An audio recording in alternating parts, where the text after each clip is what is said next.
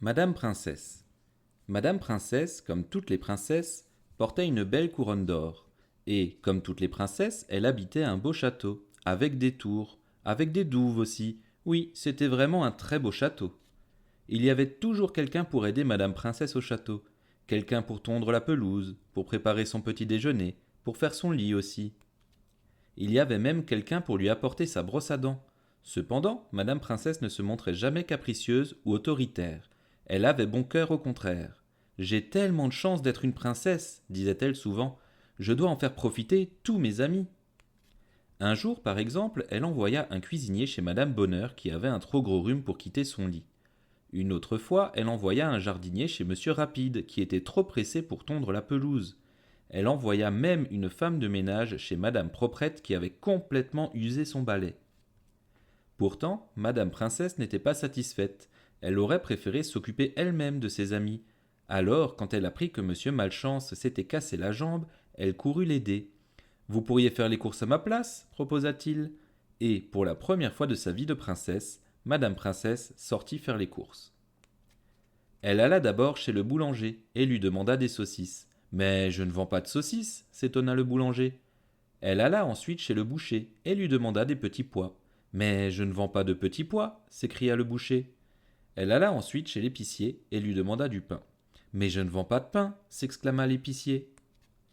C'est ainsi que Madame Princesse rentra le panier vide. Oh là là, comme c'est compliqué, gémit-elle. Le boucher ne vend pas de petits pois, le boulanger pas de saucisses et l'épicier pas de pain. Monsieur Malchance comprit aussitôt que Madame Princesse avait tout mélangé. Forcément, elle n'avait jamais fait les courses avant. Vous trouverez tout ce qu'il vous faut au marché, suggéra-t-il. Madame Princesse alla donc au marché, et elle rentra une heure après avec son panier bien rempli. Puis, pour la première fois de sa vie de princesse, elle rangea les courses. Les saucisses dans le placard, les petits pois dans la corbeille à pain, le pain dans le tiroir, et le lait dans le four. Quel méli-mélo! Ensuite, Madame Princesse décida de faire le ménage. Et, pour la première fois de sa vie de princesse, elle épousseta la vaisselle, cira le canapé et balaya le tapis. Puis, pour la première fois de sa vie de princesse, elle voulut faire le lit. Quelle catastrophe! Enfin, pour la première fois de sa vie de princesse, Madame Princesse essaya de faire la cuisine. Quel gâchis! Devine un peu ce qu'elle prépara pour le dîner? Oui, c'est cela, des saucisses brûlées avec des légumes beaucoup trop cuits. Burk.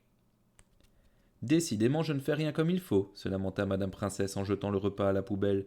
Mais non, tout le monde sait faire quelque chose, la rassura Monsieur Malchance. Même une princesse. Vous croyez? Murmura Madame Princesse. Comme quoi, par exemple? Monsieur Malchance réfléchit. Encore. Et encore. Puis il s'écria. Je sais, appelez le restaurant et faites-nous livrer un bon dîner. Cela prouvera au moins que vous savez toujours. Trouvez quelqu'un pour vous aider.